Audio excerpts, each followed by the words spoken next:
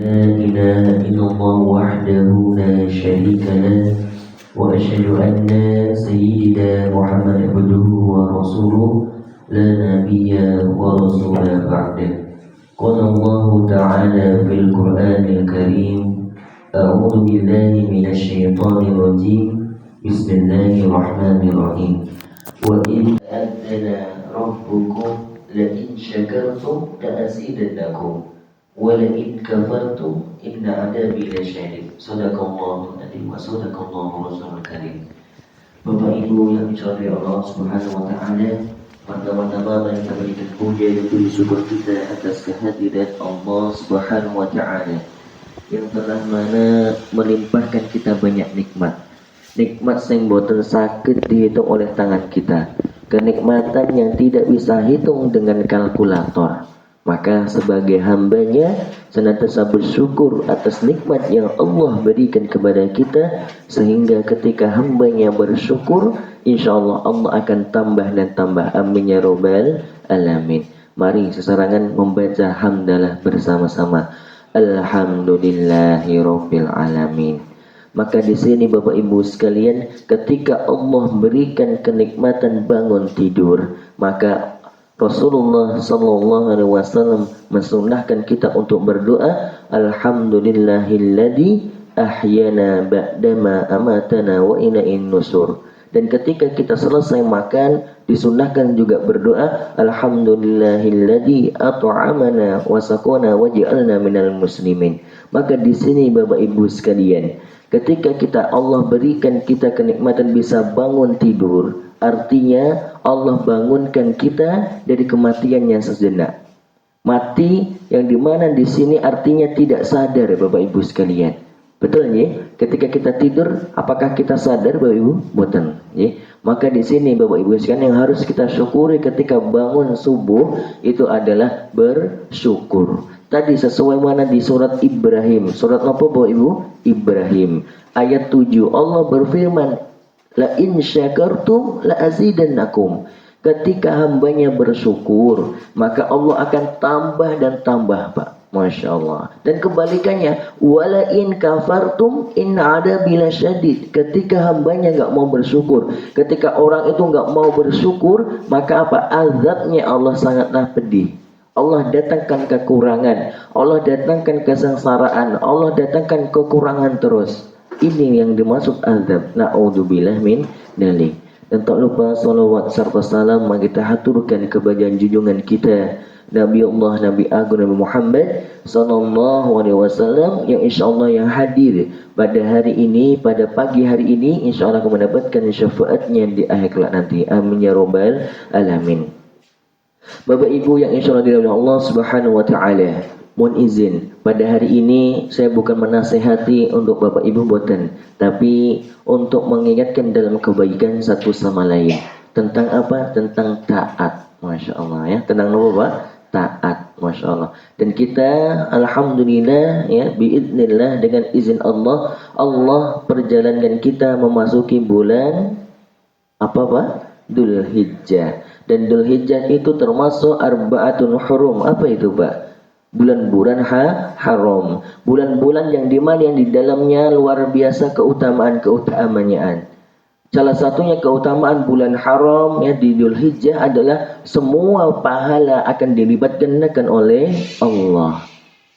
Maka di sini Bapak Ibu sekalian, ketika kita seorang hamba, Allah berikan kita ruh, ketika Allah berikan kita jasad, maka disinilah seorang hamba tugasnya satu, yaitu takwa. Takwa itu artinya apa Bapak Ibu sekalian? Takwa itu adalah menjalankan perintah Allah dan menjauhi larangannya. Di bawah takwa ada namanya taat. Taat artinya apa? Patuh. Patuh di sini bisa horizontal, bisa vertikal Bapak Ibu sekalian. Maksudnya apa Ustaz? Taat kepada manusia, taat kepada orang tua, kepada pemimpin, taat juga kepada Allah. Maka di sini Bapak Ibu sekalian mohon izin, taat di sini mempunyai rumus, taat di sini mempunyai pola, yang dimana taat sama dengan niat ditambah aksi dikali konsisten. Masya Allah ya. Coba tirukan saya ya. taat sama dengan niat ditambah aksi dikali konsisten. Nah, itu namanya taat, Bapak Ibu sekalian. Maksudnya apa, Ustaz? Ya, alhamdulillah ya. Kok taat disandingkan dengan matematika? Masya Allah ya, Masya Allah. Mohon izin Bapak Ibu sekalian untuk menjelaskan sedikit. Taat di sini Bapak Ibu sekalian patuh kepada Allah dan patuh kepada manusia. Ketika pemimpinnya bilang A, B, C, maka kita harus turut. Ketika Rasulullah SAW memerintahkan seperti ini, kita harus sami'na wa ata'na. Sami'na kami mendengarkan, wa ata'na kami menjalankan. Itu definisi patuh Bapak Ibu sekalian. Sami'na wa ata'na. Bukan kebalikannya, sami'na wa aswa'ina. Kami mendengarkan, kami meninggalkan, kami tidak melaksanakan. Nah, itu ini, Masya Allah. Maka di sini yang pertama rumusnya yaitu niat. Ya, niat di sini Bapak Ibu sekalian, ya, ketika kita patuh sama manusia, ketika kita patuh kepada orang tua tanpa dilandasi dengan niat karena Allah, ketika kita melakukan kebaikan tanpa Allah, tanpa dilandasi karena Allah, maka di situ sia-sia, tidak dihitung pahala. Tapi beda lagi ketika kita misalnya thalabul ilmi, ya, birrul walidain, ketika kita misalnya patuh kepada orang tua, kepada ibu, bapak, kepada misalnya ada pemimpin dan sebagainya, kita niatkan karena Allah, bismillah.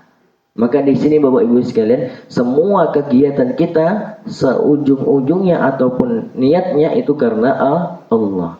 Karena apa? Ketika kita niat karena manusia, Bapak Ibu sekalian, bisa jadi ujung-ujungnya kecewa. Kalau kita melakukan sholat karena orang tua kita sholat karena dipaksa, ketika sholat kita na'udzubillah, kita pekewa sama teman kita, maka di situ Bapak Ibu sekalian mungkin bisa jadi kurang pahalanya. Sempurnaan dalam pahalanya berkurang. Maka mari Bapak Ibu sekalian, semua kegiatan kita dilandasi dengan niat yang baik, yaitu niat karena Allah. Kalau kita niat karena Allah, jangan berhenti karena manusia.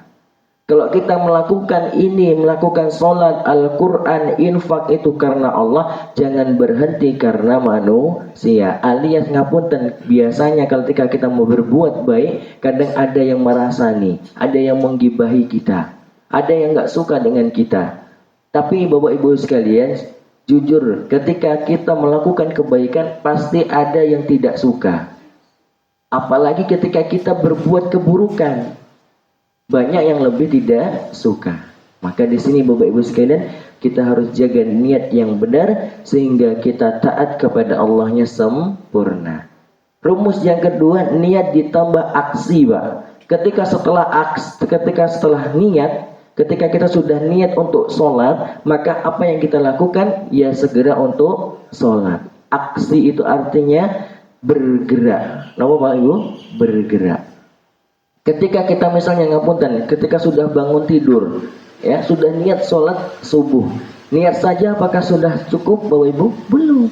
Harus bergerak, harus dari tempat tidur berdiri, ambil wudhu, berangkat ke masjid. Itu namanya aksi Bapak Ibu sekalian. Dan tidak banyak Bapak Ibu sekalian di mana sholat yang lebih utama Bapak Ibu sekalian di antara 5 waktu itu adalah sholat subuh. Ya, karena apa? Di dalam Al-Quran ada 2 waktu yang luar biasa.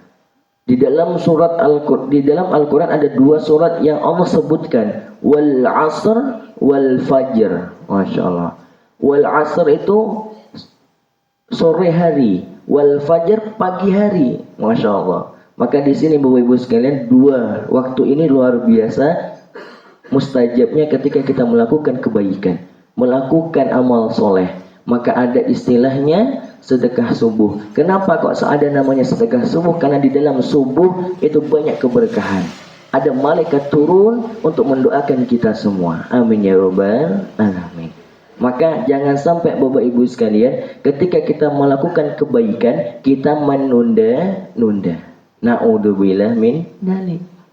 Kenapa? Ujung-ujungnya Bapak Ibu sekalian, ketika sudah ada niat kok nggak segera dilakukan, maka tidak akan terjadi namanya kebaikan. Hanya niat saja. Masya Allah ya. Tidak ada aksi, tidak ada pergerakan, tidak ada amal soleh di sana. Walaupun niat itu sudah dapat pahala, tapi pahalanya cuma dikit Bapak Ibu sekalian. Ketimbang kita niat dan ditambah dengan sholat, ditambah dengan baca Quran. Masya Allah. Dan aksi di sini, gerak di sini Bapak Ibu sekalian, jangan lupa untuk merubah pikiran kita bahwasanya kebaikan itu harus mudah. Sholat tahajud mudah nopo angel Pak Ibu?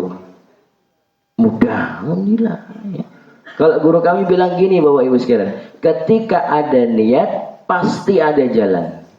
Kalau nggak ada niat pasti banyak alasan. Nah niku ya, Masya Allah. Cubi sesarangan ya.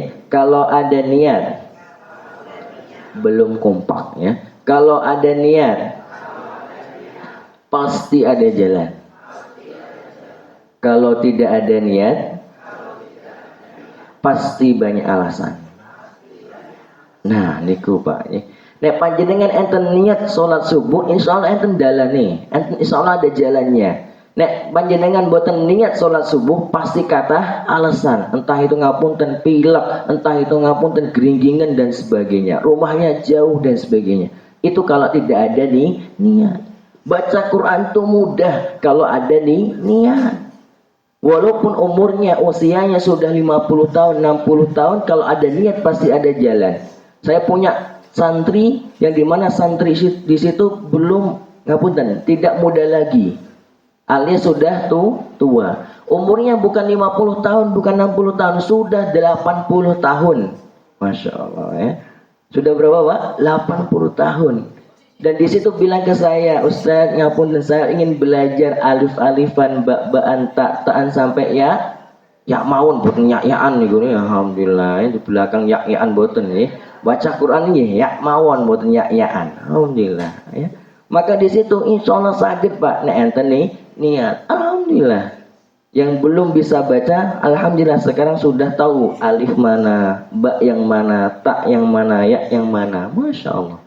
Kenapa? Karena Allah sudah berfirman, walaqad yassarnal Qur'ana lidzikri fahal mim mudzakir. Al-Qur'an itu sudah dimudahkan. Kalian mau nggak untuk mengerjakan, mempelajarinya? Masya Allah. Ya, Al-Qur'an itu mudah. Tidak ada batasan usia untuk belajar Quran. Adanya kita belum ada nih niat. Insya Allah ya. Maka panjenengan sekalian kalau belum bisa baca Quran harus tanamkan di niat. Kuncinya apa? Niat dan aksi. Aksinya apa? Belajar. Masya Allah. Selama Allah berikan kita ruh, Allah berikan kita nyawa, maka disitulah ada kewajiban untuk menuntut ilmu. Masya Allah ya.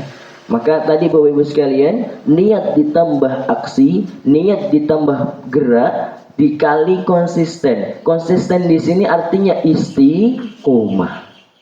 Istiqomah Bapak Ibu sekalian adalah hal yang paling Allah cintai. Karena apa? Dilakukan terus menerus. Masya Allah. Sholat itu bagus Bapak Ibu sekalian. Kalau dilakukan konsisten itu luar biasa. Infak itu bagus. Infak 1000 itu bagus. Tapi lebih bagus lagi infak 1000 tapi konsisten. Daripada infak 100.000 tapi satu kali. Nah itu Bapak Ibu sekalian ya. Maka konsisten ini luar biasa. Dan konsisten ini membutuhkan luar biasa effortnya, membutuhkan tenaga. Maka di sini Bapak Ibu sekalian mohon izin, saya ingin bertanya kepada Bapak Ibu sekalian. Ketika kita punya niat 10 ya, dan kita geraknya 10 ya, dan kita cuma melakukan 1 hari, maka kita dapat nilai taatnya berapa? Cuma 20. 10 tambah 10 20 dikalikan 1 itu 20. Nah, cuma 20 saja. Tapi beda lagi ketika niatnya kita 10, aksinya 10 dilakukan selama 100 kali, maka hasilnya kurang lebih ada 10.000. Insya Allah ya. Maka mahal sekali Bapak Ibu sekalian. Itu apa? Mahal sekali ketika kita mempunyai amalan yang konsisten. Bisa jadi amalan yang sedikit dilakukan terus menerus, maka insya Allah itu yang menjadikan wasilah kita masuk surga, insya Allah. Karena banyak sekali pintu-pintu surga yang dimana itu pintunya adalah orang-orang yang istiqomah dalam puasa, namanya pintu Ar-Royan.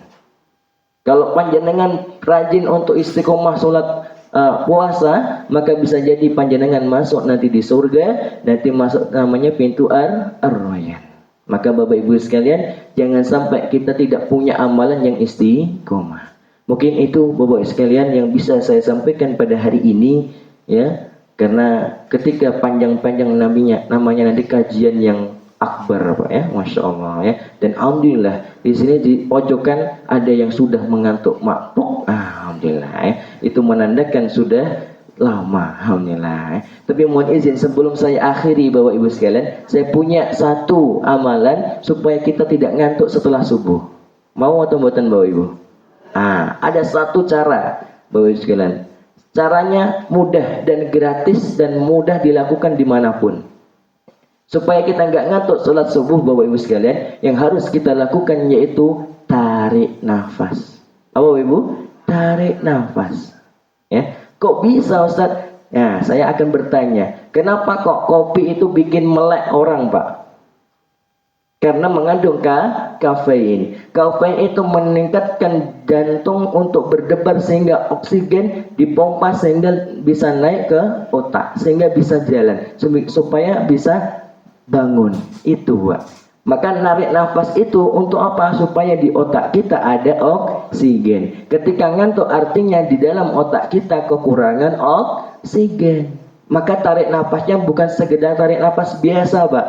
Saya contohkan supaya panjenengan bisa tidak ngantuk setelah subuh. Tarik nafasnya, Pak, mohon izin.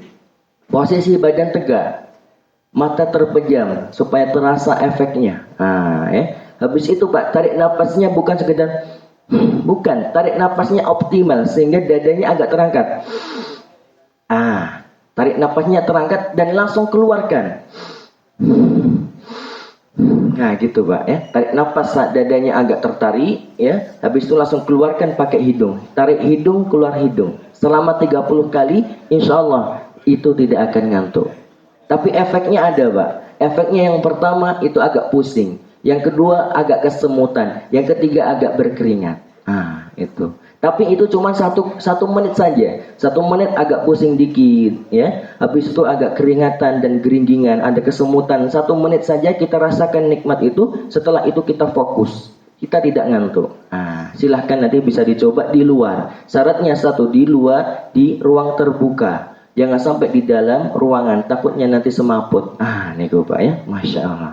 Itu Pak sekalian, ya. Mungkin itu Bapak sekalian yang bisa saya sampaikan pada hari ini. Mari kita doa dulu. Kita semoga dengan wasilah doa ini Allah mudahkan, Allah lancarkan segala urusan kita, Allah lancarkan rezeki kita, Allah lancarkan semua urusan kita.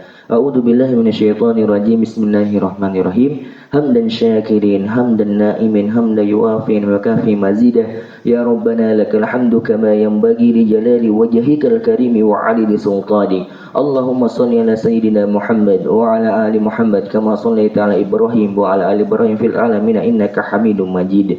Allahumma inna nas'aluka salamatan fid din wa afiyatan fil jasad wa ziyadatan fil ilmi wa barakatan fil rizqi wa taubatan qabla al maut wa rahmatan indal maut wa maghfiratan ba'dal maut. Allahumma hawwin alaina fi sakaratil maut wan najata minan nar wa afwa indal hisab. Rabbana la tuzigh qulubana ba'da idh hadaytana wa hab lana min ladunka rahmah innaka antal wahhab. Rabbana hab lana min azwajina wa dhurriyyatina qurrata a'yun waj'alna lil muttaqina imama. Rabbana atina fid dunya hasanah wa fil akhirati hasanah wa qina 'adzaban nar. Subhana rabbika rabbil izzati 'amma yasifun wa salamun alal mursalin walhamdulillahi rabbil alamin. Sirrul Fatihah.